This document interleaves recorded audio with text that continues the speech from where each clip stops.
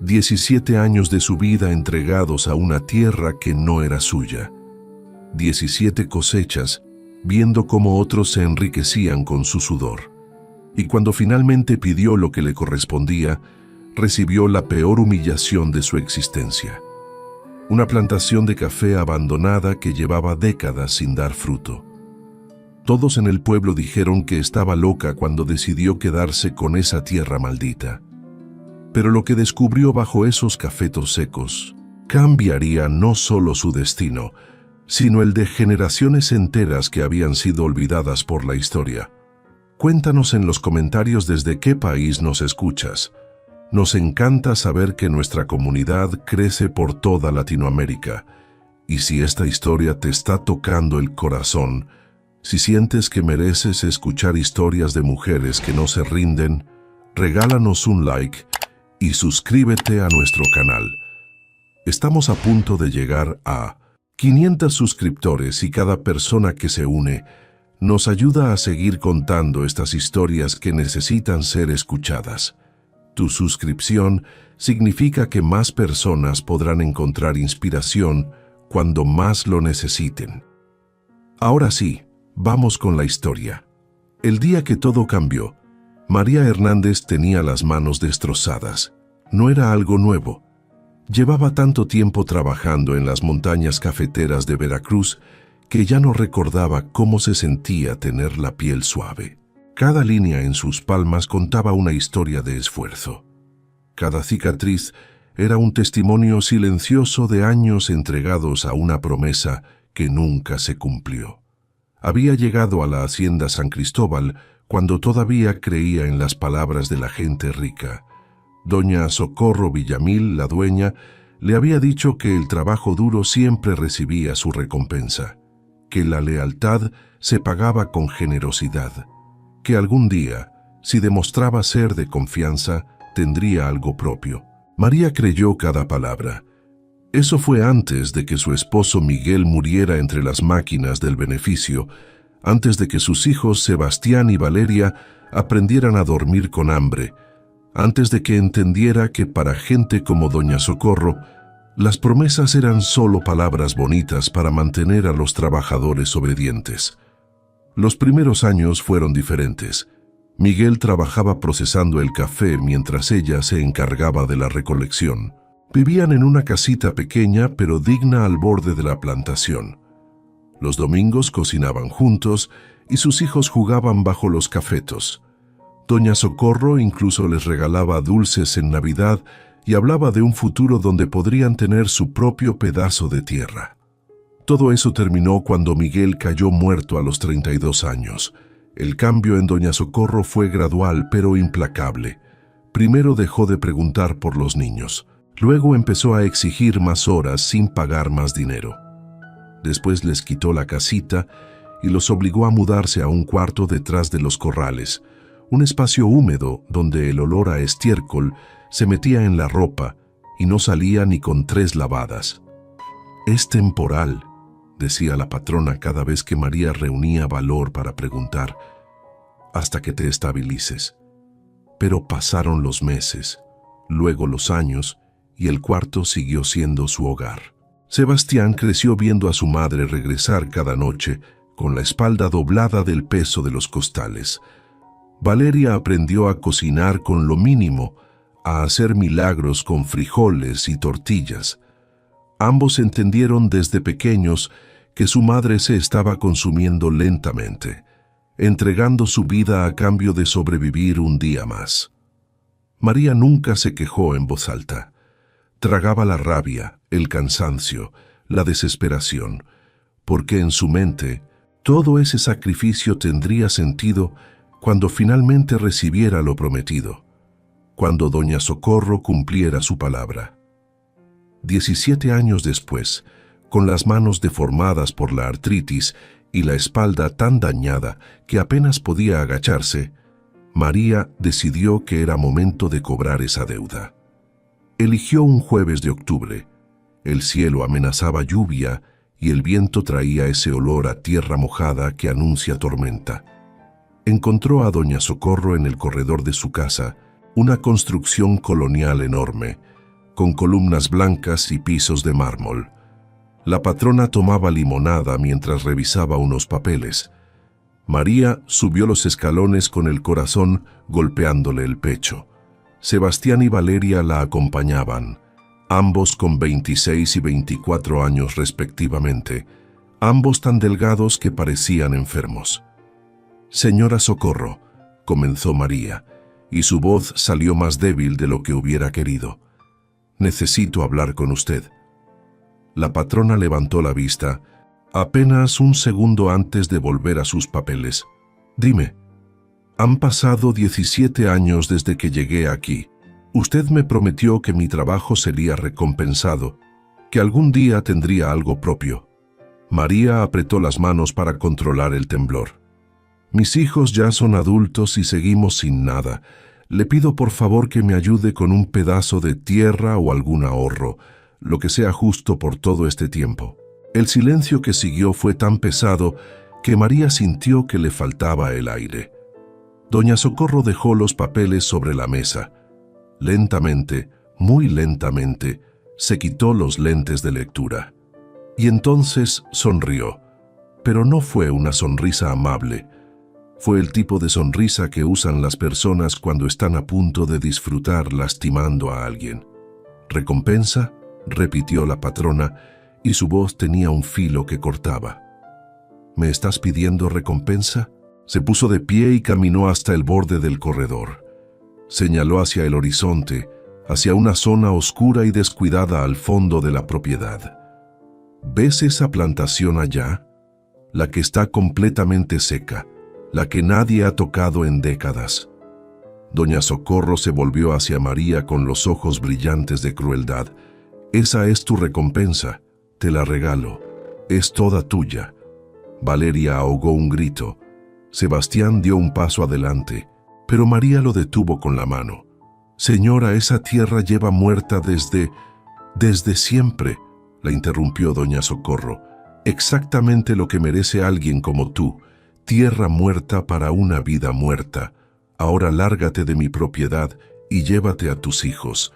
Tienen hasta mañana para sacar sus cosas del cuarto». La patrona entró a la casa y cerró la puerta. El sonido del cerrojo fue como una sentencia final. María se quedó parada en ese corredor, con sus hijos a cada lado, sintiendo cómo 17 años de esperanza se convertían en cenizas. A su alrededor, otros trabajadores habían presenciado la escena. Algunos desviaban la mirada, otros cuchicheaban. Nadie se acercó a consolarla. Esa noche María no durmió. Se quedó sentada en el cuarto que ya no era suyo, mirando las pocas pertenencias que habían acumulado en casi 2 décadas. Una maleta vieja, ropa remendada, fotografías de Miguel que se estaban desvaneciendo. Cuando amaneció, tomó una decisión que nadie esperaba. «Vamos a esa plantación», le dijo a sus hijos. «Vamos a ver qué es lo que realmente nos dejó». La caminata hasta la plantación abandonada tomó casi 1 hora. Estaba en el extremo más alejado de la hacienda San Cristóbal, separada del resto por un barranco pequeño y un camino lleno de piedras que nadie había mantenido en años. Cuando finalmente llegaron, María entendió por qué todos en el pueblo llamaban a ese lugar la tierra maldita. Los cafetos eran esqueletos negros. Las ramas se extendían hacia el cielo como dedos retorcidos de súplica. El suelo era una costra dura y agrietada, donde no crecía ni maleza. El silencio era absoluto. Ni siquiera los pájaros se acercaban a ese lugar. Valeria se cubrió la boca con la mano. «Mamá, esto es peor de lo que pensaba». Sebastián pateó una piedra con frustración. «Nos dio un cementerio. Esto no vale nada». Pero María caminó entre los árboles muertos con pasos lentos. Tocó la corteza de uno de los cafetos y sintió cómo se desmoronaba bajo sus dedos. La madera estaba tan seca que parecía que ardería con solo mirarla. Se arrodilló en el centro de la plantación. El sol de la mañana caía sobre su cabeza como un peso físico. Cerró los ojos y por primera vez en 17 años permitió que la rabia saliera. No gritó, no lloró. Simplemente apretó los puños contra la tierra dura y dejó que todo el dolor acumulado se concentrara en ese gesto. Y entonces sintió algo extraño, un temblor, casi imperceptible, como si la tierra hubiera respondido a su toque. Abrió los ojos, presionó las manos con más fuerza contra el suelo. El temblor se repitió, más claro esta vez, y luego escuchó un sonido que no debería existir en un lugar tan muerto, un crujido hueco, como si hubiera un espacio vacío bajo sus rodillas. «Sebastián», llamó sin levantar la voz, «trae algo para cavar». Su hijo la miró confundido. «¿Qué?» «Algo para cavar. Ahora». Sebastián encontró una rama gruesa y se la entregó. María comenzó a raspar el suelo. La tierra se desprendía en placas duras, pero debajo había algo diferente. Una textura más suelta, como si alguien hubiera cavado ahí hace mucho tiempo y luego hubiera sellado el agujero. Valeria se arrodilló junto a su madre y comenzó a ayudar con las manos. Sebastián usó la rama como palanca. Trabajaron durante horas bajo el sol implacable, sin hablar, concentrados en esa anomalía que no tenía explicación. Cuando el sol estaba en su punto más alto, la rama de Sebastián golpeó algo sólido. No era piedra, era madera. Cavaron con más urgencia ahora, quitando la tierra con las manos desnudas. Poco a poco fue apareciendo una superficie plana de madera oscura del tamaño de una puerta pequeña. María limpió el polvo con su rebozo y descubrió que había bisagras oxidadas en un lado. No era solo una tabla, era una trampilla. «Esto no tiene sentido», murmuró Sebastián. «¿Quién construiría algo así en medio de una plantación?» María no respondió. Metió los dedos en el borde de la trampilla y tiró con todas sus fuerzas. La madera resistió, hinchada por décadas de humedad y abandono. Sebastián se unió a ella. Tiraron juntos hasta que los músculos les ardieron. La trampilla se abrió con un chirrido agudo que resonó por toda la plantación. Un olor subió desde la oscuridad. No era olor a tierra podrida como esperaban.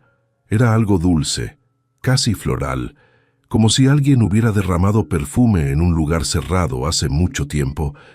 Valeria se asomó al agujero. «No veo nada. Está completamente oscuro». Sebastián arrancó ramas secas de los cafetos y las ató con su camisa para hacer una antorcha improvisada. La encendió con un encendedor que llevaba en el bolsillo. La luz temblorosa reveló algo que ninguno de los tres esperaba ver. Escalones. Escalones de piedra que descendían hacia la oscuridad, tallados con precisión, desgastados por el uso de muchos años. «Alguien usaba esto», dijo María en voz baja. «Alguien bajaba aquí regularmente». Miró a sus hijos. Vio miedo en sus ojos, pero también curiosidad. La misma curiosidad que ella sentía ardiendo en el pecho. «Voy a bajar», anunció. «Mamá, no», protestó Valeria. «No sabemos qué hay ahí abajo. Podría ser peligroso». «Todo en mi vida ha sido peligroso», respondió María, «y siempre he sobrevivido». Tomó la antorcha de manos de Sebastián y comenzó a descender. Los escalones eran estrechos y resbaladizos. Las paredes de piedra estaban cubiertas de musgo húmedo que brillaba a la luz del fuego. María contó 20 escalones antes de que sus pies tocaran suelo firme. Se encontró en un pasillo angosto. El techo era bajo, obligándola a caminar ligeramente agachada. El olor dulce era más fuerte aquí, casi embriagador. Y había algo más. Un sonido. Un zumbido suave y constante que venía de algún lugar más adelante. «¿Mamá?» La voz de Sebastián llegó desde arriba. «¿Estás bien?» «Estoy bien», respondió, aunque su corazón latía tan fuerte que sentía el pulso en las sienes. «Hay un pasillo. Voy a seguirlo». Caminó despacio con la antorcha extendida frente a ella. El pasillo se curvaba ligeramente hacia la izquierda. Las paredes mostraban marcas de herramientas, como si alguien hubiera tallado este espacio a mano, piedra por piedra. Después de unos 30 pasos, el pasillo terminaba en una puerta de madera. Era antigua, con herrajes de hierro forjado y símbolos extraños tallados en la superficie. Símbolos que María no reconocía, pero que le producían una sensación extraña en el estómago. Empujó la puerta. Estaba hinchada por la humedad y resistió, pero finalmente cedió con un gemido largo. Lo que vio del otro lado le quitó el aliento. La cámara era circular, del tamaño de una sala grande. El techo abovedado había sido tallado directamente en la roca viva, con una precisión que hablaba de años de trabajo. Pero lo que dejó a María paralizada no fue la arquitectura. Eran las abejas, miles de ellas, tal vez decenas de miles. Cubrían las paredes en estructuras perfectamente organizadas que parecían colmenas, pero diferentes a cualquier colmena que María hubiera visto. Estas eran más elaboradas, con entradas múltiples y cámaras visibles a través de secciones transparentes que parecían cristal o resina antigua. ¿Y las abejas? Las abejas se movían, pero apenas. No era el zumbido frenético de una colmena activa. Era algo diferente. Un movimiento lento, casi imperceptible, como si el tiempo mismo se hubiera ralentizado dentro de esas cámaras. María se acercó a una de las colmenas y observó con atención. Las abejas se movían en cámara lenta, alimentándose de reservas de miel cristalizada que brillaban como ámbar en las celdas. Cada movimiento era económico, preciso, como si cada gota de energía fuera calculada para durar. «Están en estado de conservación», murmuró, recordando algo que había escuchado años atrás sobre cómo algunas abejas nativas podían reducir su metabolismo en condiciones extremas. Han estado viviendo al mínimo, generación tras generación, esperando que el agua volviera. María dio un paso dentro de la cámara. La luz de su antorcha bailaba sobre las paredes, revelando más detalles. Había estantes tallados en la piedra, y sobre ellos descansaban frascos de barro. Docenas de ellos. Algunos estaban rotos, su contenido perdido hace décadas. Manchas oscuras en la piedra que mostraban dónde la miel se había derramado y descompuesto. Otros tenían grietas, y dentro solo había cristales secos, miel que se había deshidratado completamente. Pero algunos, quizá una docena, estaban perfectamente sellados. El barro cocido intacto, la cera todavía firme sobre las tapas. En el centro de la cámara había una mesa de piedra, y sobre la mesa, protegidos bajo lo que parecía ser vidrio grueso, había documentos. María se acercó lentamente sin atreverse a respirar demasiado fuerte. Los documentos eran viejos, el papel amarillento y frágil, pero la tinta todavía era legible. Eran mapas, diagramas, instrucciones escritas en una caligrafía elegante y antigua, y nombres, listas y listas de nombres. Refugio Mendoza, curandera, expulsada 1889. Soledad Ramírez, partera, expulsada 1889. Esperanza Torres, guardiana de las abejas sagradas, expulsada 1889. María leyó nombre tras nombre, todas mujeres, todas con el mismo año, todas marcadas con la palabra expulsada. ¿Mamá? La voz de Sebastián la sobresaltó. Su hijo había bajado y ahora estaba parado en la entrada de la cámara con los ojos muy abiertos. ¿Qué es este lugar? No lo sé, respondió María, pero su voz temblaba. Pero creo que alguien vivió aquí. Muchas personas. Valeria bajó también, y los tres se quedaron parados en esa cámara subterránea, rodeados de abejas en su estado de conservación lenta y secretos antiguos. Sebastián se acercó a uno de los estantes y tomó uno de los frascos perfectamente sellados con reverencia. Lo levanto a la luz de la antorcha. Dentro había algo dorado y espeso, cristalizado en patrones geométricos hermosos. «Es miel», dijo con asombro. «Miel cristalizada». María se acercó. «¿Crees que todavía sea buena?» Sebastián examinó el sello. La miel pura nunca se echa a perder si está completamente sellada. Han encontrado miel en tumbas egipcias de 3000 años que todavía era comestible. Miró el frasco con respeto. «Pero esto es diferente. Esto fue sellado por mujeres que sabían exactamente lo que hacían». Rompió el sello de cera con cuidado. El sonido fue como un suspiro, como si el frasco hubiera estado conteniendo la respiración durante más de un siglo. El olor que salió fue tan intenso que los tres dieron un paso atrás. No era olor a miel vieja o rancia, era fresco, imposiblemente fresco, como si las abejas la hubieran producido ayer. «Las guardianas sabían cómo preservar», murmuró María. «Sabían exactamente qué mezcla de cera y resina usar para crear un sello perfecto. Esto no es suerte, esto es conocimiento». Sebastián tocó la miel con un dedo y la probó. Sus ojos se abrieron enormes. «Esto es... no puedo describirlo. Es como si cada sabor que conozco estuviera ahí, pero también sabores que nunca he probado». María tomó el frasco de sus manos y también probó. Tenía razón. La miel era extraordinaria, y si había sobrevivido décadas en ese frasco, significaba que tenía propiedades de conservación increíbles. Valeria estaba examinando los documentos bajo el vidrio. «Mamá, tienes que ver esto». María se acercó. Valeria señalaba un diagrama detallado que mostraba la estructura completa de lo que había bajo la plantación. No era solo esta cámara, había túneles que se extendían en todas direcciones, otras cámaras. Y en el centro de todo, marcado con un símbolo especial, había algo etiquetado como el manantial sagrado. «Hay más», dijo Valeria, «mucho más».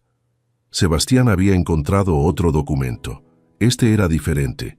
Parecía una carta escrita con urgencia, con la tinta corrida en algunos lugares, como si quien escribía hubiera estado llorando. Leyó en voz alta: «A quien encuentre este lugar. Somos las últimas guardianas de un conocimiento que tiene siglos. Nuestras abuelas cuidaron estas abejas sagradas desde antes de que llegaran los españoles. Ellas nos enseñaron que estas abejas no son como las otras. Son melipona, las abejas sin aguijón, las que los antiguos llamaban Shunaankab, las señoras de la miel. Su miel cura, su cera protege. Su conocimiento es un regalo de los dioses, pero los nuevos dueños de esta tierra nos llaman brujas.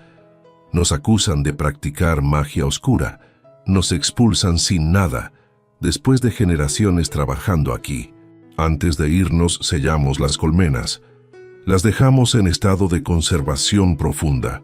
Ellas pueden sobrevivir así durante generaciones, alimentándose de las reservas que dejamos, reproduciendo ciclos lentos, esperando, y maldecimos esta tierra. No dará fruto hasta que alguien digno las despierte, alguien que conozca el sufrimiento, alguien que entienda lo que es trabajar sin recompensa, alguien que merezca el regalo que dejamos atrás. Si estás leyendo esto, tal vez eres esa persona. Las abejas esperan, el manantial espera, la tierra espera. Despiértalas y todo volverá a vivir. Refugio Mendoza, última guardiana, 1889. El silencio que siguió fue absoluto. María miró las colmenas en las paredes, las abejas moviéndose en cámara lenta, los frascos de miel que habían sobrevivido más de un siglo. 136 años, murmuró. Han estado esperando 136 años. Sebastián tocó una de las colmenas con cuidado. ¿Crees que todavía puedan despertar completamente? Solo hay una forma de saberlo, respondió María. Buscó entre los documentos hasta encontrar lo que necesitaba, instrucciones detalladas sobre cómo despertar las colmenas. Estaban escritas en español antiguo mezclado con palabras en una lengua indígena que no reconocía, pero los diagramas eran claros. Primero necesitaban encontrar el manantial. Siguiendo el mapa, salieron de la cámara de las abejas y tomaron un túnel diferente. Este descendía más profundo, con escalones irregulares tallados en la roca. El aire se volvía más fresco a medida que bajaban, y el sonido de agua goteando comenzó a hacerse audible. El túnel se abría en una caverna natural, y en el centro, brotando de una grieta en la roca, había un manantial. El agua era cristalina, tan clara que podían ver hasta el fondo del pequeño estanque que formaba, y alrededor del estanque, tallados en la piedra, había canales, docenas de ellos, diseñados para llevar el agua en diferentes direcciones, pero todos los canales estaban bloqueados, sellados con piedras y barro endurecido. «Esto es lo que mantenía viva la plantación original», dijo Sebastián, arrodillándose junto a uno de los canales. «Un sistema de irrigación subterráneo. Por eso las abejas podían sobrevivir aquí abajo. Por eso había flores para que produjeran miel». María tocó el agua. Estaba fría y pura. Probó una gota y sintió cómo le refrescaba la garganta de una manera que el agua normal no hacía. «Las instrucciones dicen que debemos abrir los canales», dijo Valeria, leyendo el documento que había traído. «Que el agua debe fluir de nuevo antes de despertar las abejas». Los tres se miraron. Era una decisión enorme. Si abrían esos canales, no había vuelta atrás. 17 años, dijo María finalmente. 17 años trabajé esperando una recompensa. Estas mujeres esperaron 136 años. Creo que ya es hora de que alguien cumpla una promesa. Comenzaron a quitar las piedras que bloqueaban el primer canal. El trabajo de desbloquear los canales tomó 3 días completos. Las piedras estaban cementadas con una mezcla de barro y algo más que se había endurecido como concreto con el paso de las décadas.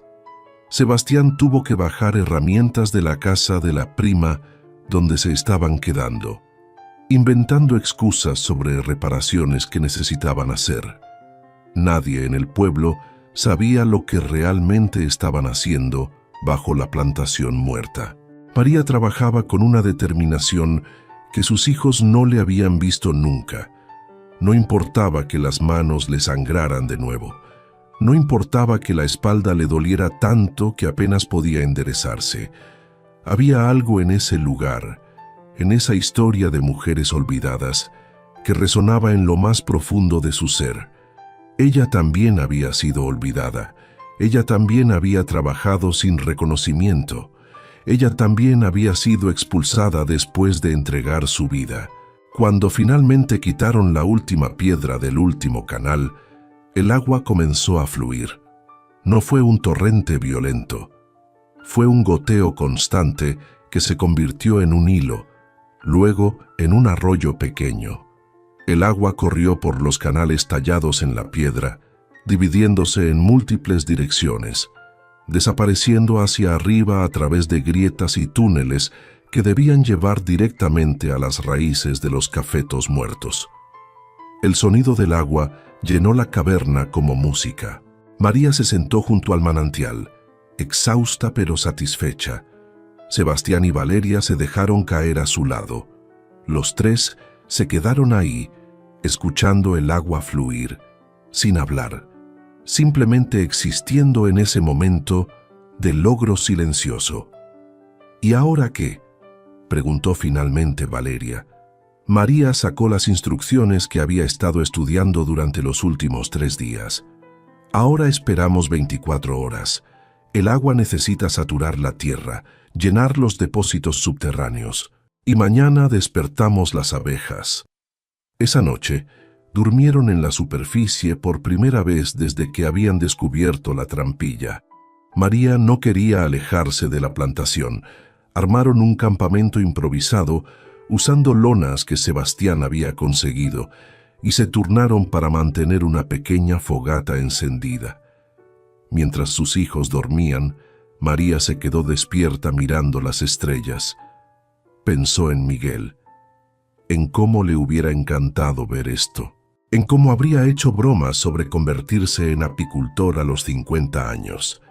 Pensó en doña Socorro, durmiendo en su casa enorme, sin saber que la tierra que había regalado como insulto estaba a punto de revelar su verdadero valor. Y pensó en Refugio Mendoza y todas las mujeres cuyos nombres había leído en esos documentos. Mujeres que habían sido expulsadas, olvidadas, borradas de la historia, pero que habían dejado un legado esperando el momento correcto para florecer. Cuando amaneció, María despertó a sus hijos. «Es hora». Bajaron de nuevo a la cámara de las abejas.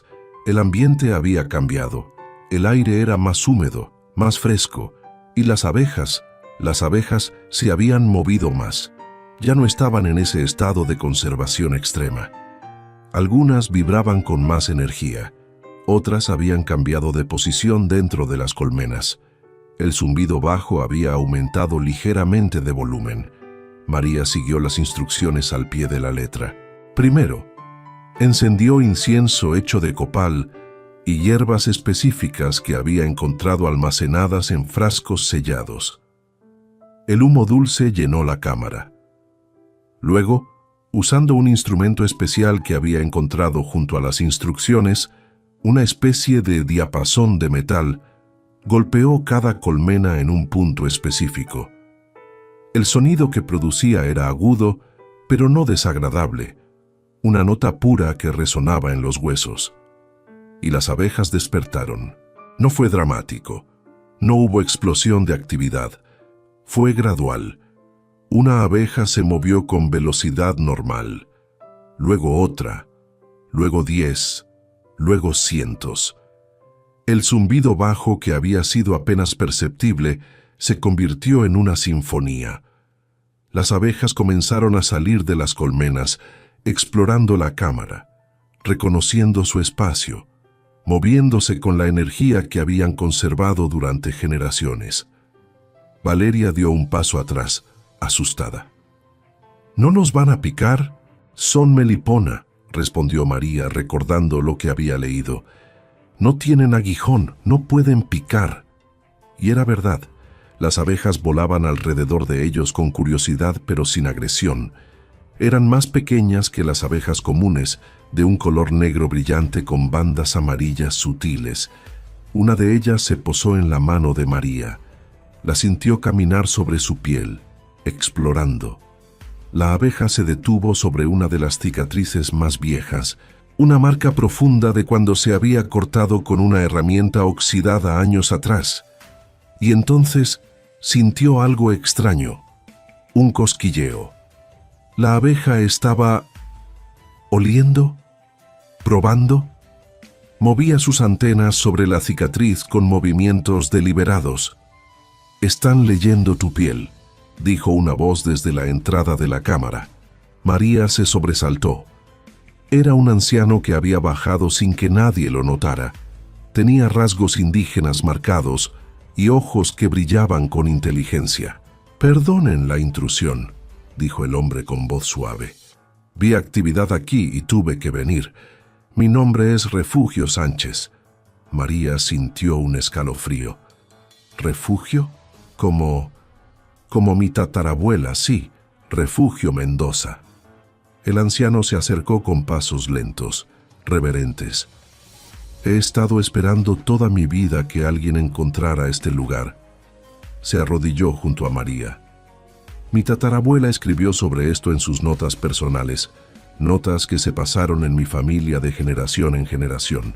Las melipona no solo producen miel, también leen historias».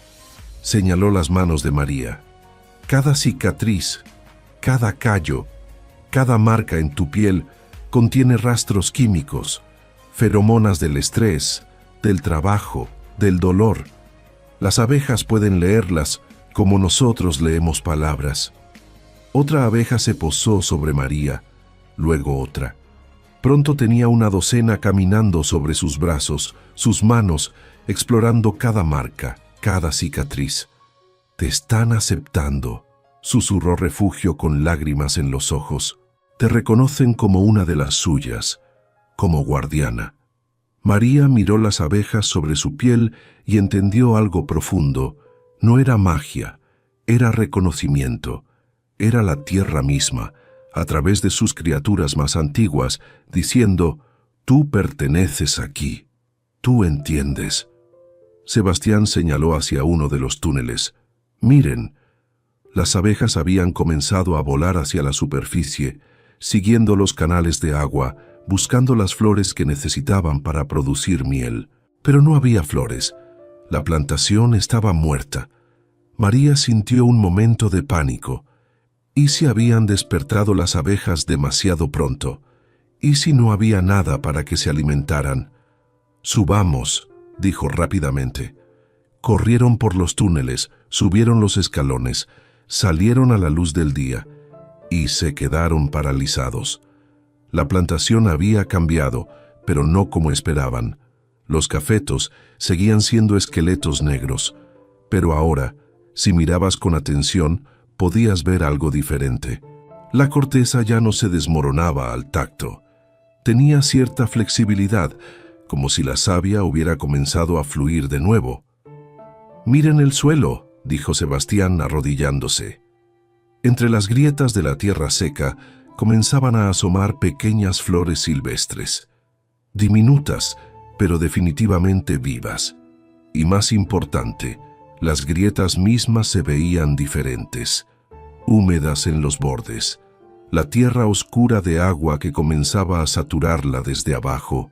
María tocó uno de los cafetos y sintió algo que no había sentido antes. Calor, calor sutil, casi imperceptible, pero ahí. El árbol estaba vivo. «Las raíces», dijo con voz temblorosa. «Las raíces nunca murieron del todo. Estaban en lo profundo, alimentándose de humedad residual, esperando, como las abejas».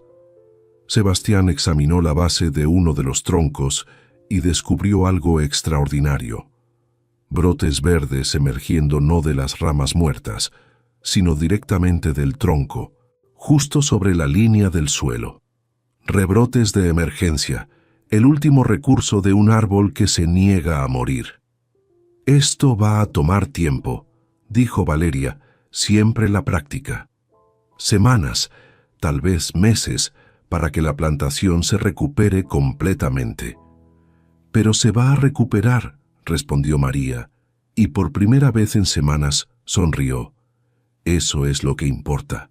No está muerta, nunca estuvo muerta, solo estaba esperando». Las abejas comenzaron a emerger de la trampilla.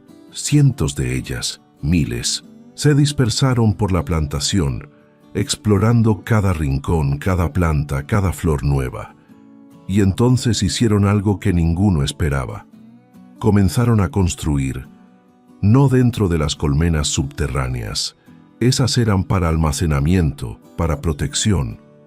Las abejas melipona construían sus nidos principales en los árboles y empezaron a hacerlo en los cafetos, eligiendo las ramas más fuertes, las cavidades naturales en los troncos viejos. En cuestión de horas, la plantación que había estado en silencio mortal durante décadas se llenó del zumbido constante de miles de abejas trabajando. María se sentó en el suelo y lloró. Pero esta vez no fueron lágrimas de dolor. Fueron lágrimas de asombro, de gratitud, de entender que algo imposible estaba sucediendo frente a sus ojos. «Mamá», dijo Valeria suavemente, «la gente va a ver esto. Las abejas, las flores. No podemos mantenerlo en secreto». Tenía razón. Ya podían ver a algunos trabajadores de la hacienda San Cristóbal en la distancia, señalando hacia la plantación, claramente confundidos por la actividad repentina. «No vamos a mantenerlo en secreto», respondió María, secándose las lágrimas. «Pero tampoco vamos a explicar nada todavía. Dejemos que se pregunten. Dejemos que doña Socorro se pregunte qué está pasando con la tierra muerta que me regaló. Refugio Sánchez se sentó junto a ella.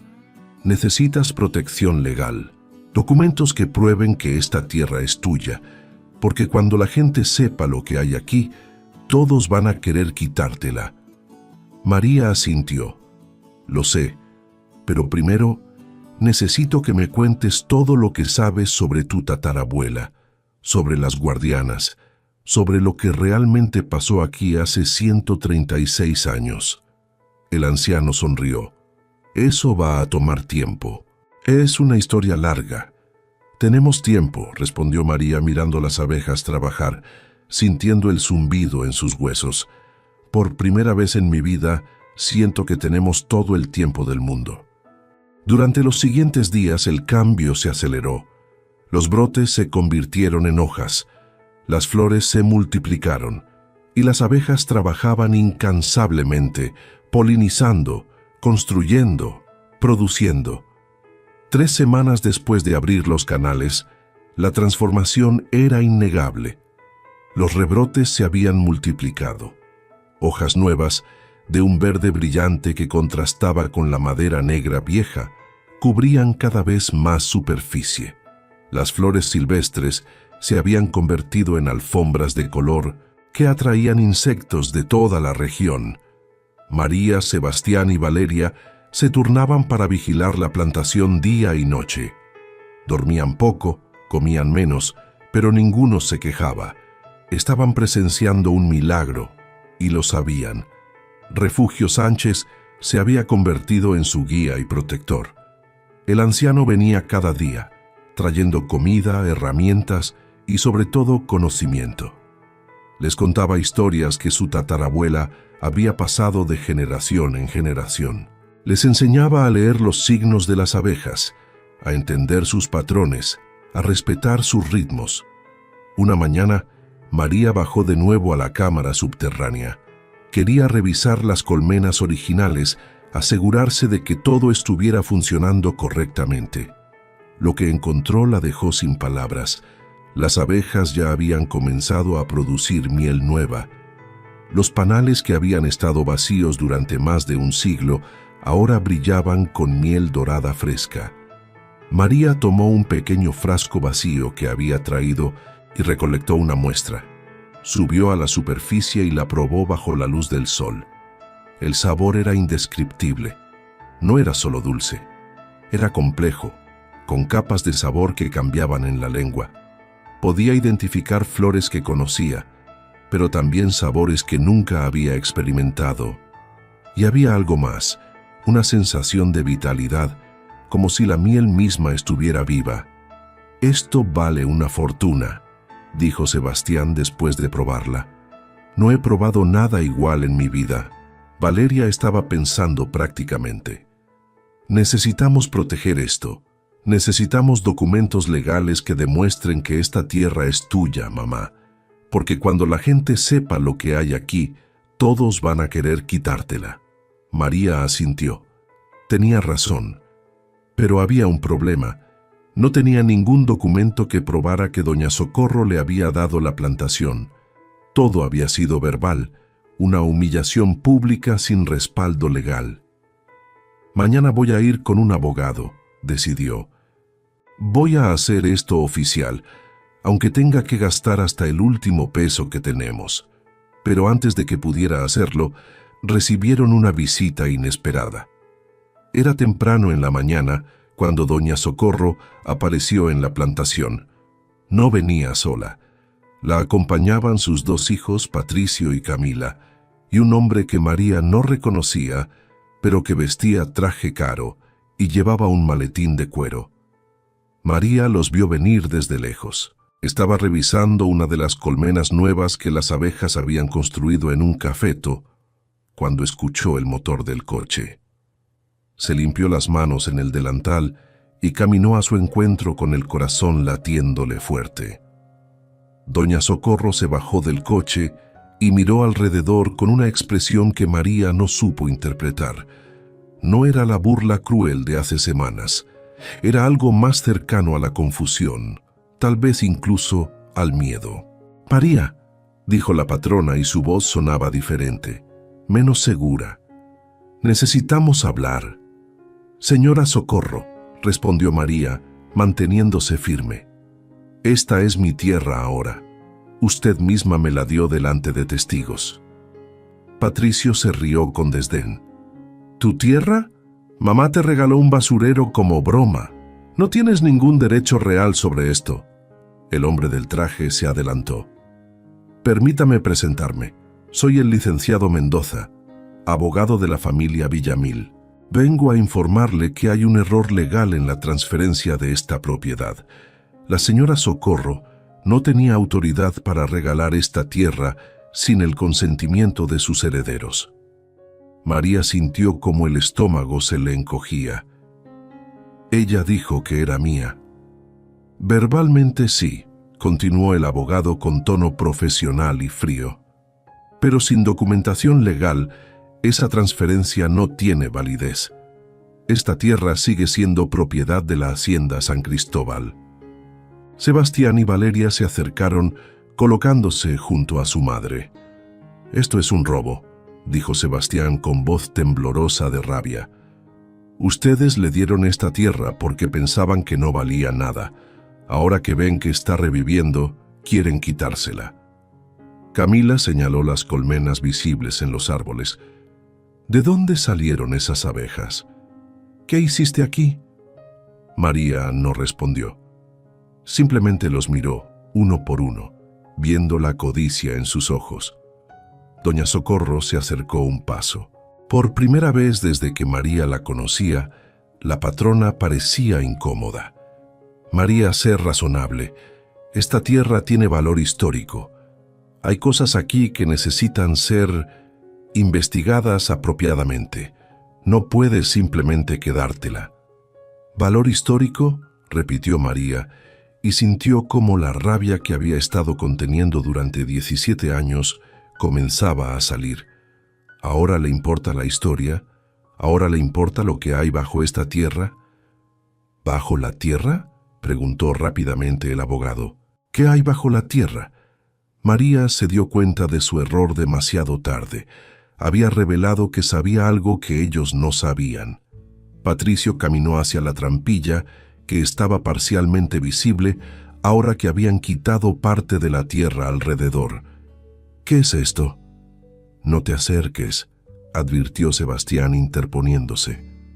Pero Patricio lo empujó a un lado y se arrodilló junto a la trampilla. La abrió antes de que nadie pudiera detenerlo. El olor a miel y copal subió desde la oscuridad. Patricio se asomó, tratando de ver qué había abajo, y entonces las abejas reaccionaron, no atacaron. Las melipona no podían atacar, pero salieron en masa, cientos de ellas volando alrededor de Patricio en patrones erráticos, confusos. No lo picaban, pero su simple presencia abrumadora, su incapacidad para reconocer a Patricio como alguien seguro, creaba una barrera más efectiva que cualquier aguijón. «No lo reconocen», murmuró Refugio Sánchez, que había aparecido desde el otro lado de la plantación. «Sus manos nunca han trabajado la tierra, no tienen las marcas químicas que las abejas buscan. Para ellas es un intruso, alguien que no pertenece». Patricio gritó y cayó hacia atrás, agitando los brazos, completamente aterrorizado aunque las abejas no le hicieran ningún daño físico. Camila corrió hacia el coche. Doña Socorro se quedó paralizada. El abogado retrocedió varios pasos.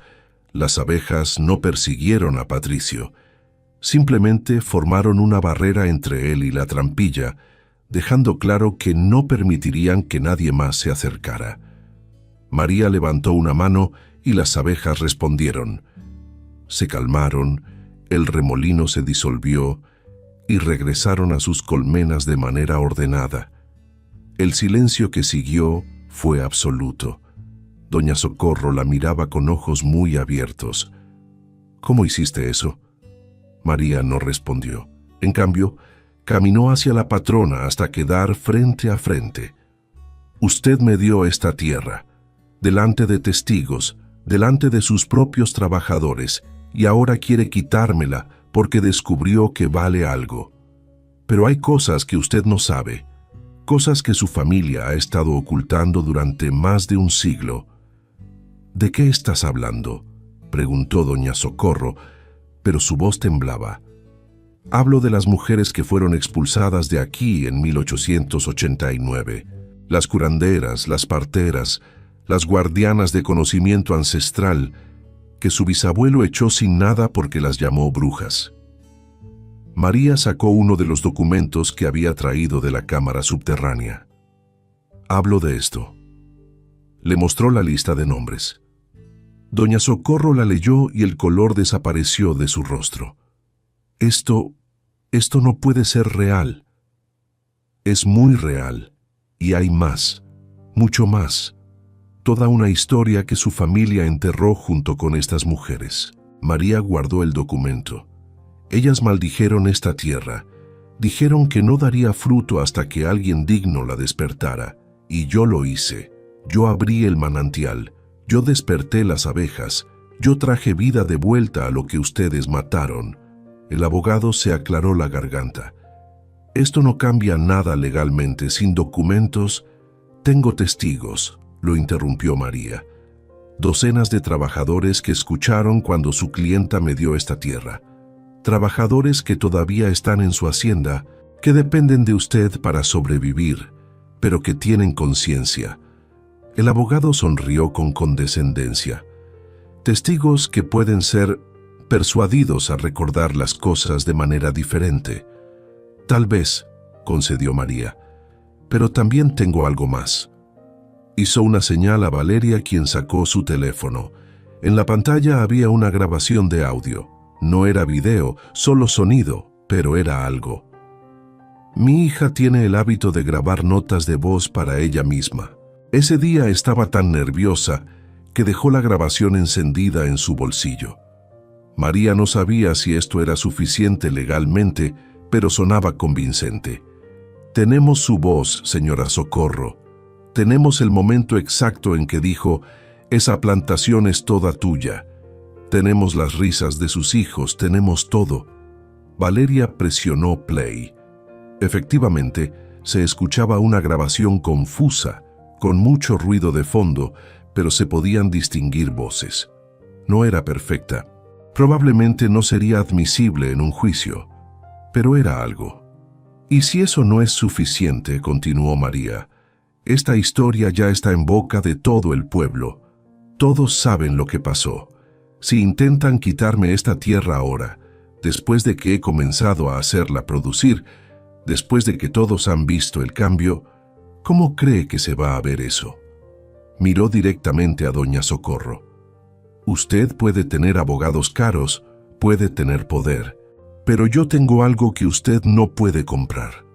Tengo la verdad. Y en este pueblo donde todos nos conocemos, donde todos saben quién soy y cuánto he trabajado, la verdad vale más que cualquier documento legal. Era un farol parcial. La grabación existía, pero era de mala calidad.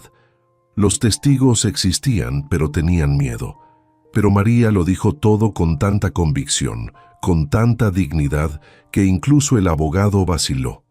Doña Socorro levantó una mano. Espera. Se volvió hacia María con una expresión extraña. Necesito ver lo que hay ahí abajo. Necesito saber qué encontraste. ¿Por qué?, preguntó María con desconfianza. La patrona cerró los ojos. Cuando los abrió, había lágrimas en ellos. Porque mi tatarabuela me contó historias sobre mujeres que vivían en esta tierra antes de que mi familia la comprara. Historias sobre abejas sagradas y conocimiento perdido. Yo pensé que eran solo cuentos. Pero si es verdad, si realmente encontraste lo que creo que encontraste, se interrumpió, incapaz de continuar. María estudió su rostro. Vio algo que no esperaba ver, remordimiento genuino. Venga, dijo finalmente, le voy a mostrar, pero solo usted, nadie más. Patricio protestó. Mamá, no puedes confiar en ella. Cállate. dijo doña Socorro, con una dureza que sorprendió a todos. «Esto no es asunto tuyo». María la guió hacia la trampilla. Las abejas las observaban pero no interferían. Bajaron juntas por los escalones de piedra, con una linterna iluminando el camino. Cuando llegaron a la cámara de las abejas, doña Socorro se detuvo en la entrada y se llevó una mano a la boca. «Dios mío», susurró, «es real, todo es real». Caminó entre las colmenas con pasos reverentes, tocando las paredes, leyendo los símbolos tallados. Cuando llegó a la mesa con los documentos, se quedó ahí parada durante largo tiempo, leyendo en silencio. Finalmente habló y su voz estaba rota. «Mi bisabuelo era un monstruo. Yo siempre lo supe, pero nunca supe hasta qué punto. Estas mujeres, lo que les hizo...» Se volvió hacia María con lágrimas rodando por sus mejillas. «Mi tatarabuela intentó compensarlo. Antes de morir, me hizo prometer que si alguna vez encontraba evidencia de lo que había pasado aquí, haría justicia. Pero nunca encontré nada. Pensé que las historias eran exageradas, que tal vez no había sido tan malo. Fue peor», dijo María suavemente. «Mucho peor». Doña Socorro asintió. «Lo sé. Ahora lo sé». Respiró profundo. «María, no voy a quitarte esta tierra. Voy a hacer algo mejor». 3 días después, María estaba sentada en la oficina del notario más importante de la región. A su lado estaban Sebastián y Valeria. Frente a ella, doña Socorro y su abogado. Pero esta vez, el ambiente era completamente diferente. El abogado colocó un documento grueso sobre el escritorio. «Estos son los papeles de transferencia legal de la plantación», explicó. «Incluyen no solo la superficie, sino todo lo que hay debajo. Las cámaras subterráneas, el manantial, las colmenas. Todo pasa a ser propiedad legal de María Hernández». María miró los documentos sin atreverse a tocarlos. «¿Por qué está haciendo esto?». Doña Socorro se inclinó hacia adelante. «Porque es lo correcto. Porque mi tatarabuela me hizo prometer que haría justicia si alguna vez tenía la oportunidad. Y porque tú despertaste algo que mi familia mató. Eso te hace la guardiana legítima». «Pero hay más», continuó el abogado, pasando a la siguiente página. «La señora Socorro también está estableciendo un fondo fiduciario, 500,000 pesos, como compensación por los 17 años de trabajo no reconocido adecuadamente». Valeria ahogó un grito. Sebastián se quedó paralizado. María sintió que el mundo giraba a su alrededor. Eso es demasiado», logró decir. «No es suficiente», respondió doña Socorro con firmeza. «Nunca será suficiente para compensar lo que te hice, lo que mi familia ha hecho durante generaciones. Pero es un comienzo». Sacó otro documento. «Y hay algo más. He estado investigando. Usando los nombres que encontraste en esa lista, contraté genealogistas. Encontramos descendientes de algunas de esas mujeres que fueron expulsadas. No todos, pero algunos». María sintió cómo el corazón se le aceleraba. «¿Los encontró?». «Sí, y quiero que sean parte de esto. Quiero ofrecerles participación en lo que construyas aquí. Quiero que su conocimiento ancestral sea reconocido y compensado». Doña Socorro se limpió las lágrimas. «No puedo deshacer el pasado, pero puedo intentar sanar el futuro». El notario carraspeó. «Si está de acuerdo, señora Hernández, necesitamos su firma aquí, aquí y aquí». María tomó la pluma con manos temblorosas. Miró a sus hijos que asentían con lágrimas en los ojos y firmó. Cuando salieron de la notaría, María era oficialmente dueña de la plantación y de todo lo que contenía. Tenía $500,000 de pesos en el banco y tenía una lista de nombres de personas que pronto conocería, descendientes de las mujeres que habían sido olvidadas por la historia. Los siguientes meses fueron un torbellino de actividad. María usó parte del dinero para contratar trabajadores del pueblo, pagándoles salarios justos y dándoles condiciones dignas. Sebastián se encargó de modernizar el sistema de irrigación, conectando el manantial subterráneo con la superficie de manera más eficiente. Valeria comenzó a estudiar apicultura especializada, aprendiendo todo lo posible sobre las abejas melipona. La plantación floreció. Los cafetos, que habían estado muertos durante décadas, produjeron su primera cosecha en más de un siglo. El café era extraordinario, con un sabor único que los expertos no podían explicar. Decían que tenía notas que nunca habían probado antes, una complejidad que desafiaba descripción, pero era la miel lo que realmente llamaba la atención. La miel de las abejas melipona era legendaria. Cuando María llevó las primeras muestras a un laboratorio para análisis, los resultados fueron asombrosos. La miel contenía propiedades antibacterianas superiores a cualquier miel comercial. Tenía compuestos que no se encontraban en ninguna otra miel conocida, y su sabor era tan único que los catadores profesionales no tenían palabras para describirlo. Un frasco de 250 gramos se vendía por 3,000 pesos, y la demanda era tan alta que María tenía que rechazar pedidos constantemente porque las abejas solo producían cantidades limitadas. En 6 meses, la plantación que todos habían llamado muerta se había convertido en el negocio más próspero de la región. Pero María no olvidó su promesa. Usando la lista de nombres y la ayuda de los genealogistas que doña Socorro había contratado, encontró a 7 descendientes de las mujeres originales. Uno de ellos era Refugio Sánchez, tataranieto de Refugio Mendoza, la mujer que había escrito la carta que María había encontrado en la cámara subterránea. Cuando los descendientes llegaron a la plantación, María los llevó directamente a la cámara de las abejas. Les mostró los documentos, les contó la historia completa, les explicó todo lo que había descubierto. Refugio lloró. Lloró como un niño, abrazando los documentos que llevaban el nombre de su tatarabuela. Siempre supimos que veníamos de algún lugar importante, dijo con voz quebrada. Mi abuela me contaba historias sobre mujeres sabias que conocían los secretos de las abejas sagradas, pero nunca supimos dónde, nunca supimos qué les había pasado.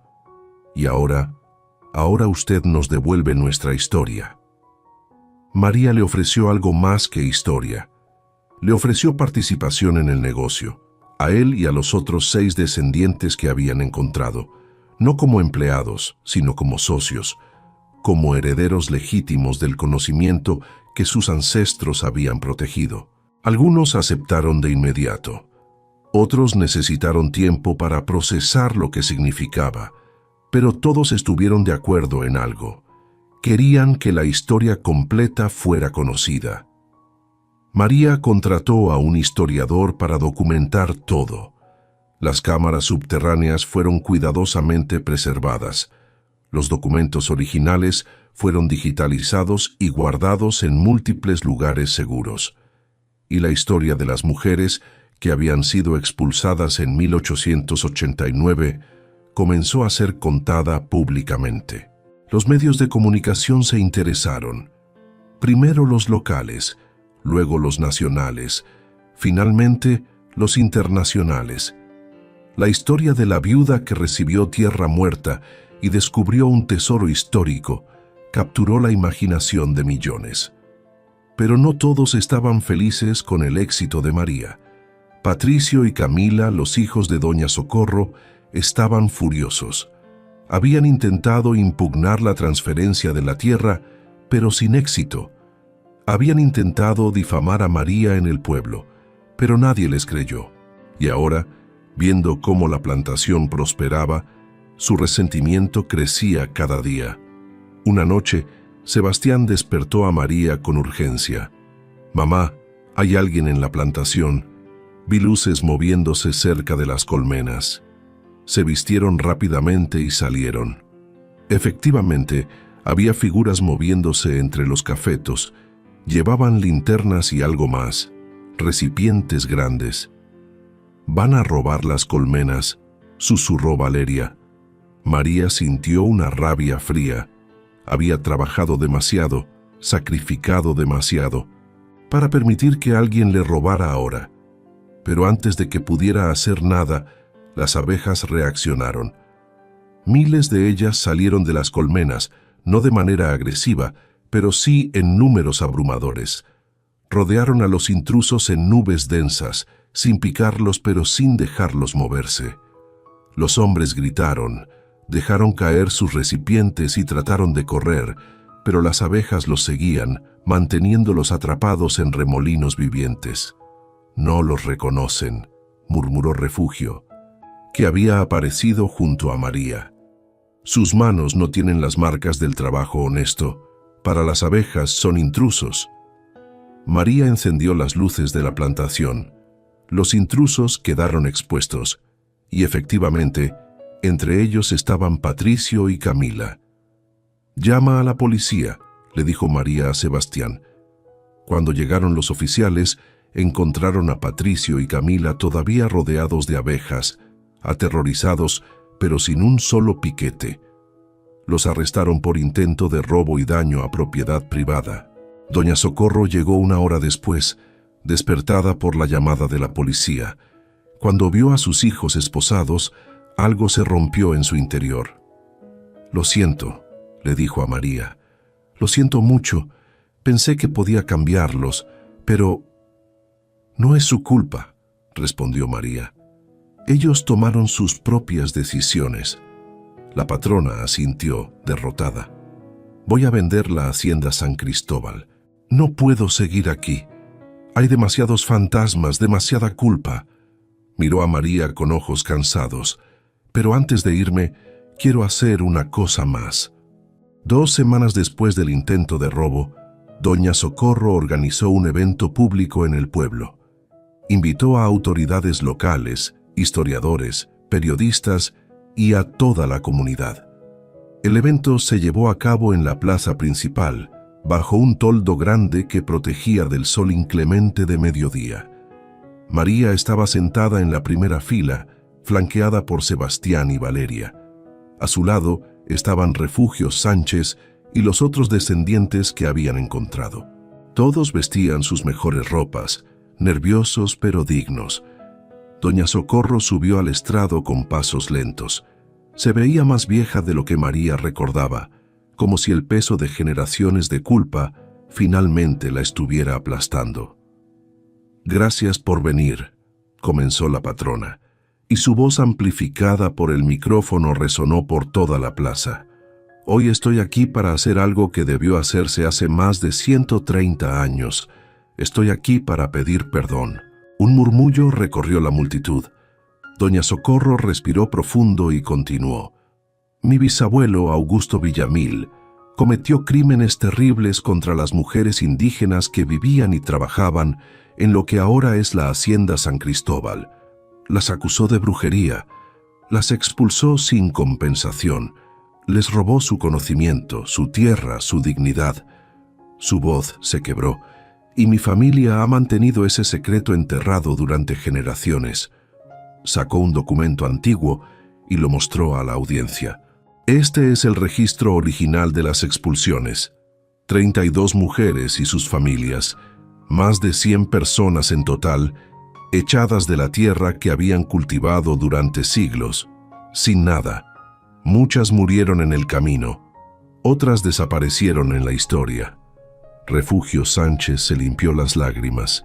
María le tomó la mano. Pero una de esas mujeres, Refugio Mendoza, dejó algo atrás. Dejó un legado escondido bajo la tierra, esperando el momento correcto para ser descubierto. Doña Socorro señaló a María. Y esta mujer, María Hernández, lo encontró. No porque fuera rica, no porque tuviera poder, sino porque conocía el sufrimiento, porque había vivido la injusticia, porque era digna. La patrona bajó del estrado y caminó hasta donde estaba María. Se arrodilló frente a ella, un gesto que dejó a todos sin aliento. «Perdóname», dijo doña Socorro con voz rota. «Perdóname por los 17 años que te robé. Perdóname por las humillaciones. Perdóname por ser parte de un sistema que destruye a personas como tú». María sintió todas las miradas sobre ella. Podía rechazar el perdón. Podía hacer que doña Socorro sufriera públicamente como ella había sufrido.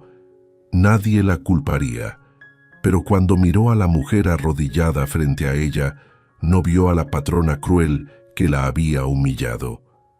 Vio a una anciana quebrada por el peso de pecados que no había cometido, pero que había heredado. «Levántese», dijo María suavemente. «No necesito que se arrodille ante mí, solo necesito que haga lo correcto». Doña Socorro se puso de pie con ayuda de María. Las dos mujeres se quedaron paradas frente a frente y algo pasó entre ellas. No era amistad, tal vez nunca lo sería, pero era entendimiento. La patrona regresó al estrado. «Como parte de mi compromiso de hacer justicia, estoy estableciendo un fondo de reparación. 5 millones de pesos que serán distribuidos entre los descendientes de las familias expulsadas. Y estoy donando 50 hectáreas de la Hacienda San Cristóbal para crear un centro de estudios dedicado a preservar el conocimiento ancestral de las abejas melipona y las prácticas de curandería tradicional». La multitud estalló en aplausos. Algunos lloraban, otros gritaban de alegría. Refugio Sánchez subió al estrado cuando doña Socorro terminó. El anciano miró a la audiencia con ojos brillantes. «Durante generaciones mi familia cargó con la vergüenza de no saber de dónde veníamos. Nos decían que éramos nadie, que no teníamos historia, que no importábamos». Su voz se hizo más fuerte. «Pero hoy recuperamos nuestra historia. Hoy el mundo sabe que venimos de mujeres sabias, de guardianas de conocimiento ancestral, de personas que fueron castigadas por ser diferentes, pero que nunca se rindieron». Señaló hacia donde estaba María. «Y esta mujer que no tiene nuestra sangre, pero que tiene nuestro espíritu, nos devolvió lo que pensábamos perdido para siempre. Por eso, en nombre de mi tatarabuela Refugio Mendoza y de todas las mujeres que fueron olvidadas, le digo, gracias». El evento terminó con una ceremonia tradicional. Los descendientes que habían encontrado trajeron copal y hierbas sagradas. Hicieron una limpia simbólica de la plaza, pidiendo que los espíritus de las mujeres olvidadas finalmente encontraran paz. María participó en la ceremonia, sintiendo algo que no había sentido en años: pertenencia. No solo a un lugar, sino a algo más grande, a una historia que conectaba pasado y presente, a un legado que ahora era su responsabilidad proteger. Esa noche, de regreso en la plantación, María bajó sola a la cámara de las abejas. Se sentó en el suelo, rodeada del zumbido suave de miles de abejas trabajando, y habló en voz alta. «Refugio», dijo al aire. «No sé si puedes escucharme. No sé si los espíritus realmente existen. Pero si estás ahí, quiero que sepas que tu sacrificio no fue en vano. Tu legado vive. Y voy a asegurarme de que nunca sea olvidado otra vez». Una brisa imposible recorrió la cámara cerrada. Las abejas zumbaron en un tono diferente, casi como si estuvieran respondiendo, y María sintió una paz profunda instalarse en su pecho. Los meses siguientes trajeron cambios enormes. El centro de estudios comenzó a construirse. Académicos de universidades importantes llegaron para estudiar las abejas melipona y documentar las técnicas ancestrales de apicultura. Los descendientes de las familias originales empezaron a recibir sus compensaciones y varios decidieron mudarse de regreso a la región, reconectando con la tierra de sus ancestros. La plantación de María se convirtió en un modelo de agricultura sostenible. El café que producían ganó premios internacionales. La miel se vendía en tiendas especializadas de todo el mundo. Y lo más importante, generaba empleos dignos para docenas de familias del pueblo. Sebastián se había convertido en un experto en sistemas de irrigación sostenible. Universidades lo invitaban a dar conferencias sobre cómo habían revivido una plantación muerta usando técnicas que combinaban conocimiento ancestral con tecnología moderna. Valeria dirigía la operación de las abejas, entrenando a nuevos apicultores en el manejo respetuoso de las melipona. Pero el cambio más significativo fue personal. María ya no era la mujer encorvada que caminaba con la cabeza baja. Ahora caminaba erguida, hablaba con autoridad, tomaba decisiones que afectaban a docenas de personas y, lo más importante, había aprendido a valorarse a sí misma. Una tarde, mientras revisaba los libros de contabilidad en la pequeña oficina que habían construido en la plantación, recibió una visita inesperada. Era una mujer joven, tal vez de 30 años, con rasgos indígenas marcados y ojos inteligentes.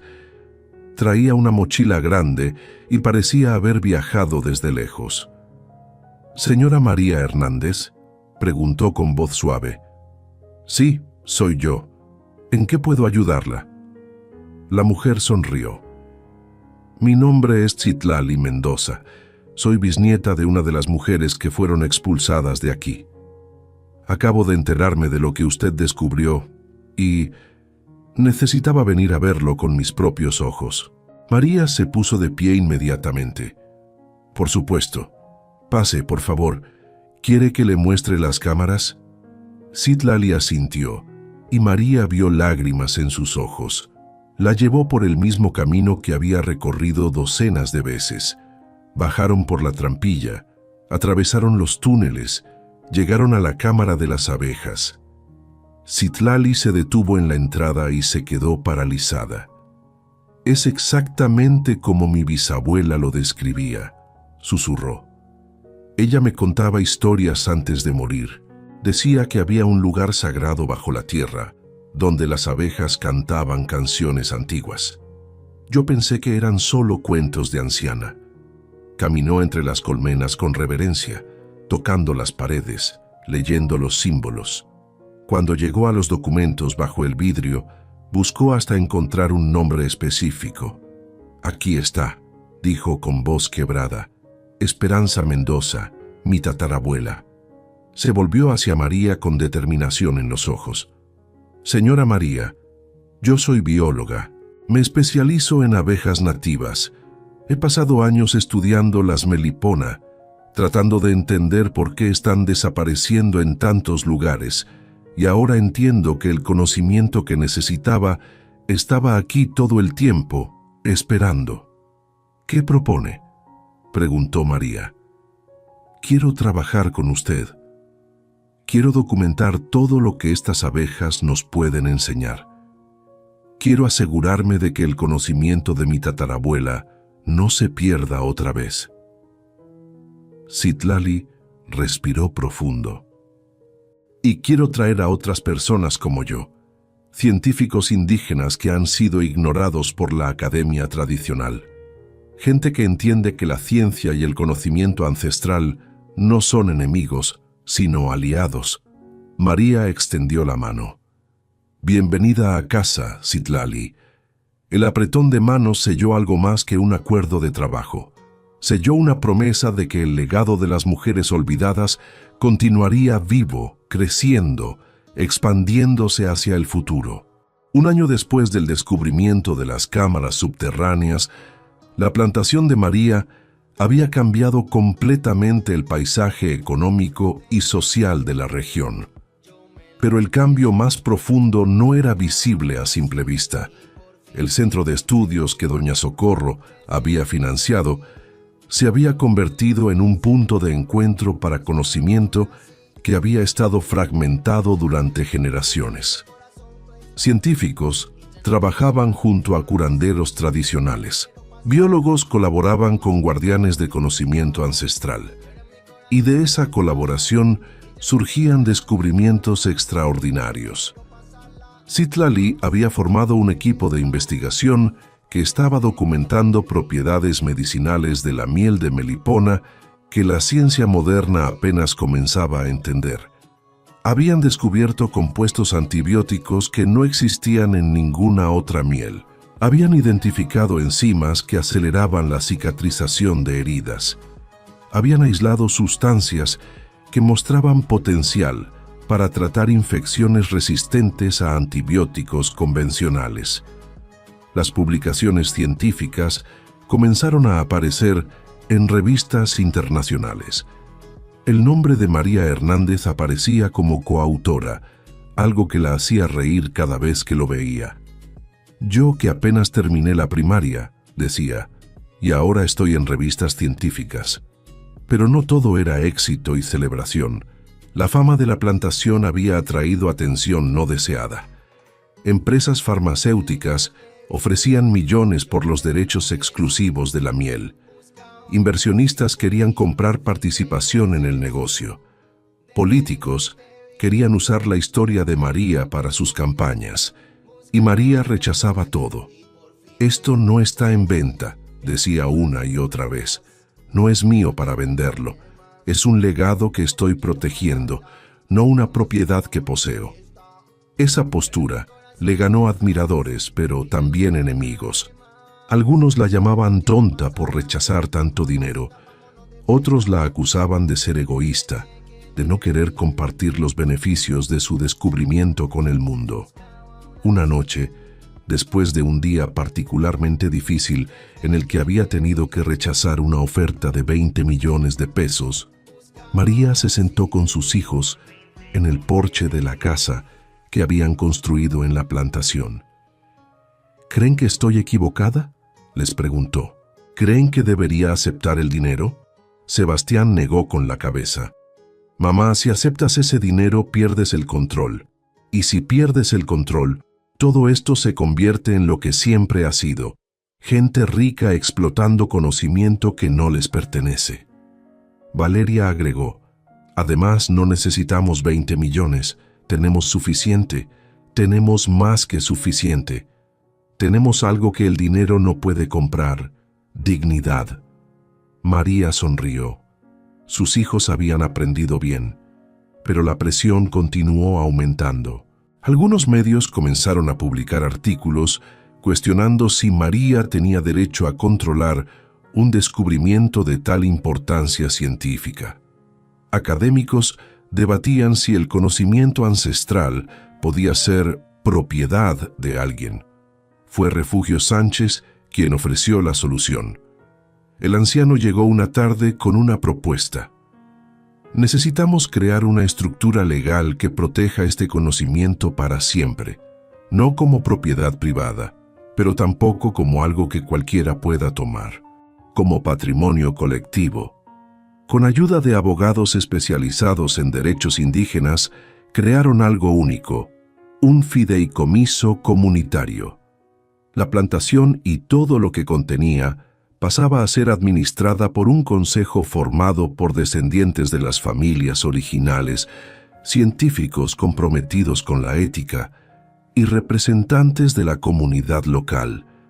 María seguiría siendo la directora operativa, pero las decisiones importantes se tomarían colectivamente. Las ganancias se reinvertirían en la comunidad y en investigación. Y lo más importante, el conocimiento sería compartido libremente con cualquiera que lo quisiera usar de manera ética, pero nadie podría patentarlo o monopolizarlo. La estructura legal tomó meses en establecerse. Requirió negociaciones con autoridades federales, con instituciones académicas, con organizaciones indígenas, pero finalmente se logró. El día que firmaron los documentos finales, María sintió como si un orbe se levantara de sus hombros. Ya no era solo su responsabilidad. Ya no estaba sola protegiendo algo demasiado grande para una persona. Esa noche organizaron una celebración en la plantación. Vinieron todos, los trabajadores, los descendientes, los científicos, la gente del pueblo. Incluso doña Socorro apareció, más frágil que nunca, pero con una sonrisa genuina en el rostro. Encendieron una fogata grande en el centro de la plantación. Alguien trajo una guitarra, otro trajo tambores, y comenzaron a cantar canciones viejas, canciones que algunas de las personas mayores recordaban de su infancia, canciones que hablaban de la tierra, del trabajo, de la resistencia. María se sentó junto al fuego, rodeada de gente que un año atrás ni siquiera conocía, y sintió algo que no había sentido en toda su vida: pertenencia completa, no solo a un lugar, sino a una comunidad, a una historia, a un propósito más grande que ella misma. Citlali se sentó a su lado. «¿Sabe qué es lo más extraordinario de todo esto?», dijo la joven científica. «No son las abejas, no es la miel, no es ni siquiera el conocimiento ancestral». «¿Entonces qué es?», preguntó María. «Es usted. Es el hecho de que una mujer que fue humillada, explotada, tratada como si no valiera nada, no se convirtió en lo que le hicieron, no se volvió cruel, no se volvió codiciosa, mantuvo su humanidad intacta». Citlali sonrió. «Eso es lo más raro y valioso de todo». María no supo qué responder. Simplemente tomó la mano de Citlali y las dos se quedaron mirando el fuego, escuchando las canciones, sintiendo el zumbido suave de miles de abejas trabajando en la oscuridad. Al día siguiente, María recibió una llamada de un periodista internacional. Querían hacer un documental sobre su historia, querían llevarla a festivales de cine, a conferencias internacionales, a programas de televisión. María escuchó la propuesta completa y luego dijo: «Acepto con una condición. La historia no es sobre mí. Es sobre las mujeres que fueron olvidadas. Es sobre Refugio Mendoza y Esperanza Torres y todas las demás. Ellas son las heroínas. Yo solo soy la persona que encontró lo que ellas dejaron». El periodista aceptó. 6 meses después, el documental se estrenó en un festival importante. Ganó premios. Fue visto por millones de personas. Y la historia de las guardianas de las abejas sagradas dejó de ser un secreto enterrado para convertirse en inspiración global. Pero para María, el verdadero éxito no estaba en los premios o la fama. Estaba en las cartas que comenzó a recibir. Cartas de mujeres de todo el mundo que le contaban sus propias historias de explotación, de resistencia, de negarse a rendirse. Una carta en particular la hizo llorar. Era de una mujer en Guatemala que trabajaba en una finca de café, tratada casi como esclava. La mujer escribió: «Su historia me dio esperanza. Me hizo creer que tal vez yo también merezco algo mejor, que tal vez mi trabajo también tiene valor. Gracias por mostrarme que es posible». María guardó esa carta en un lugar especial, y cada vez que se sentía cansada, cada vez que la responsabilidad parecía demasiado pesada, la releía y recordaba por qué todo esto importaba. 5 años después del día en que doña Socorro le había dado una plantación muerta como insulto, María Hernández estaba parada en el mismo lugar donde había caído de rodillas llorando aquella primera noche. Pero todo era diferente ahora. Los cafetos crecían fuertes y saludables, cargados de frutos rojos brillantes. Las abejas zumbaban en miles de colmenas distribuidas por toda la plantación. El aire olía a flores, a café maduro, a miel. Y por todas partes había gente trabajando, riendo, viviendo. La plantación empleaba ahora a más de 100 personas, todas con salarios dignos, todas con beneficios, todas tratadas con respeto. Algunas eran del pueblo, otras habían venido de lejos, descendientes de las familias originales que habían regresado a la tierra de sus ancestros. El centro de estudios se había expandido. Ahora incluía laboratorios, aulas, una biblioteca especializada en conocimiento ancestral y ciencia de abejas nativas. Estudiantes de todo el mundo venían a aprender. Y lo más importante, estudiantes indígenas recibían becas completas, asegurando que el conocimiento regresara a las comunidades de donde había venido originalmente. Sebastián dirigía ahora un programa de reforestación que había plantado más de 50.000 árboles nativos en la región. Valeria había escrito un libro sobre apicultura de melipona que se había convertido en texto de referencia en universidades. Y María se había convertido en algo que nunca imaginó, una líder. Daba conferencias, asesoraba a otras comunidades que querían recuperar conocimiento ancestral. Servía en consejos de organizaciones dedicadas a derechos de trabajadores agrícolas. Su voz, que había sido silenciada durante 17 años, ahora era escuchada en lugares de poder, pero no había olvidado de dónde venía. Cada mañana, antes de que saliera el sol, María bajaba a la cámara de las abejas. Se sentaba en silencio, escuchando el zumbido, sintiendo la presencia de todas las mujeres que habían venido antes que ella. Y les hablaba. Les contaba sobre los éxitos, sobre los desafíos, sobre las decisiones difíciles que tenía que tomar. Y aunque nunca recibía respuestas en palabras, sentía algo, una presencia, una guía, una conexión con algo más grande que ella misma.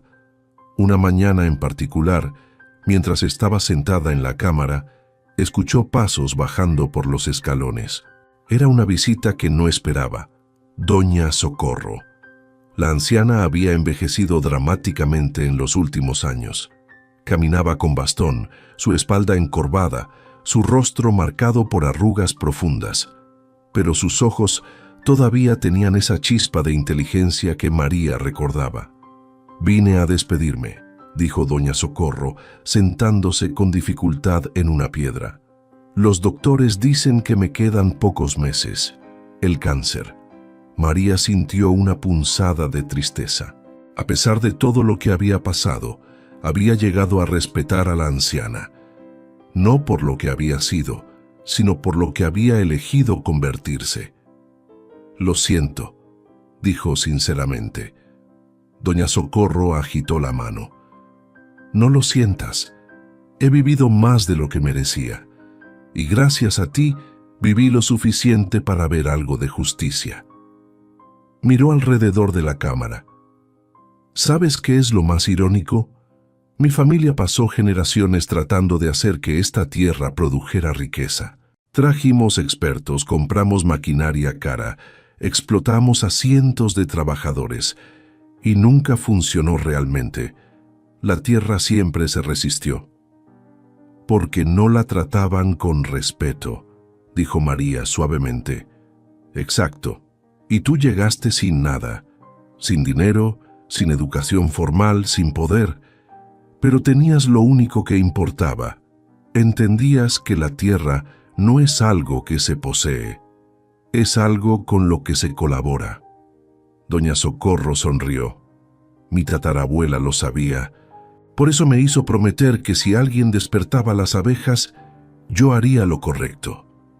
Sacó un sobre de su bolso. Hay algo más que nunca te conté. Mi tatarabuela dejó una carta para ser entregada a quien despertara las abejas. He estado esperando el momento correcto para dártela. María tomó el sobre con manos temblorosas. Estaba sellado con cera roja, igual que los frascos de miel en las cámaras. Lo abrió con cuidado. La carta estaba escrita en español antiguo, con una caligrafía elegante. A la guardiana que viene. Si estás leyendo esto, significa que has despertado lo que dejamos dormido. Significa que la tierra te reconoció como digna. Significa que entiendes lo que nosotras entendimos, que el verdadero valor no está en poseer, sino en cuidar. Te dejo este conocimiento no como regalo, sino como responsabilidad. Las abejas sagradas no son tuyas. Tú eres de ellas. Tu trabajo no es explotarlas, sino protegerlas. no es enriquecerte, sino asegurar que su legado continúe. Habrá tentaciones, ofertas de dinero, promesas de poder. Recházalas todas, porque el día que conviertas este don en mercancía, el día que pongas ganancia sobre propósito, todo lo que despertaste volverá a dormir. Pero si mantienes tu corazón puro, si recuerdas siempre de dónde vienes, si usas este regalo para elevar a otros en lugar de elevarte solo a ti misma, entonces el legado vivirá para siempre.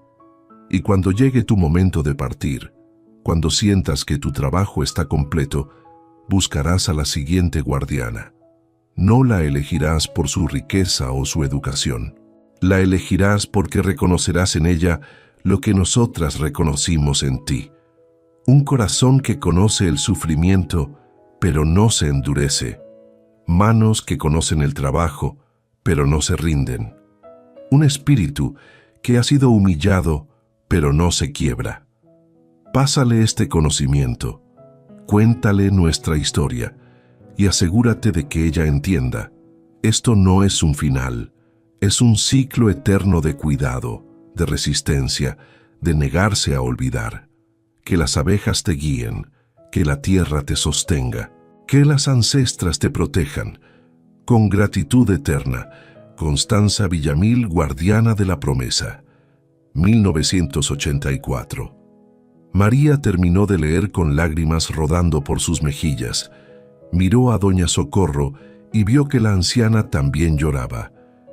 Ella sabía, susurró María. Tu tatarabuela sabía exactamente lo que pasaría. Las mujeres sabias siempre saben, respondió doña Socorro. Por eso las temen, por eso las silencian, porque su conocimiento desafía todo lo que el poder construye. Se puso de pie con esfuerzo. María la ayudó a estabilizarse. Gracias, dijo la anciana. Gracias por ser quien eres. Gracias por no convertirte en lo que mi familia fue. Gracias por romper el ciclo. Se abrazaron. Fue breve, un poco incómodo pero genuino. Cuando se separaron, ambas sabían que probablemente no se volverían a ver. Doña Socorro subió lentamente los escalones.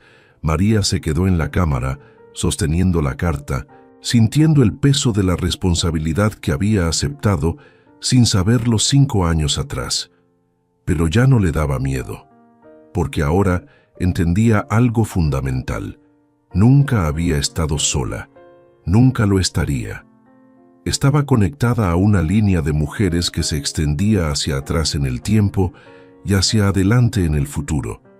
Mujeres que se negaban a ser olvidadas, mujeres que resistían, mujeres que cuidaban lo que importaba incluso cuando el mundo les decía que no valía nada. Esa noche, María reunió a su familia y al consejo del fideicomiso. Les leyó la carta de Constanza Villamil y juntos tomaron una decisión. Era momento de comenzar a buscar la siguiente guardiana. No sería pronto.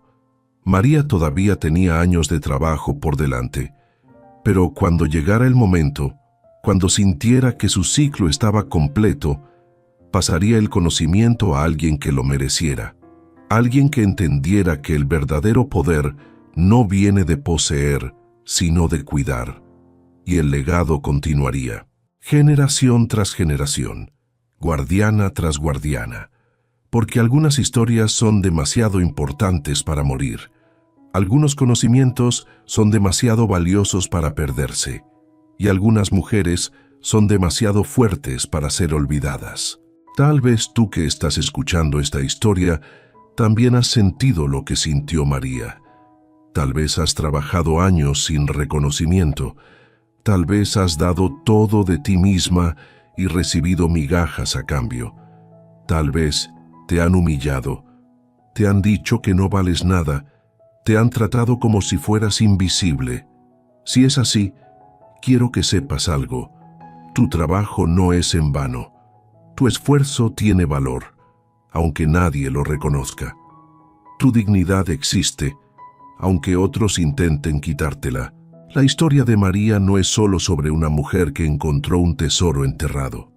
Es sobre todas nosotras que seguimos adelante cuando sería más fácil rendirnos, que mantenemos nuestra honestidad cuando sería más conveniente robar, que elegimos la dignidad sobre la supervivencia una y otra vez día tras día. Tal vez no encuentres abejas sagradas bajo tu tierra. Tal vez no descubras cámaras llenas de tesoros, pero tu tesoro está en otro lugar, está en tu carácter, en tu capacidad de seguir siendo buena persona, incluso cuando el mundo te da razones para no serlo, en tu negativa a convertirte en lo que te hicieron. Eso es lo que nadie puede quitarte. Eso es lo que vale más que todo el oro del mundo. Y quién sabe, tal vez tu momento todavía no ha llegado. Tal vez, como María, estás en medio de tu prueba más difícil. Pero si sigues adelante, si mantienes tu corazón puro, si te niegas a rendirte, la tierra siempre recuerda, y la tierra siempre recompensa a quien la cuida con amor. Que esta historia te acompañe en tus días difíciles, que te recuerde que no estás sola, que te inspire a seguir adelante, porque tú también eres guardiana de algo precioso, tu propia dignidad, y nadie, absolutamente nadie, tiene derecho a quitártela. Gracias por escuchar. Nos vemos en la próxima historia.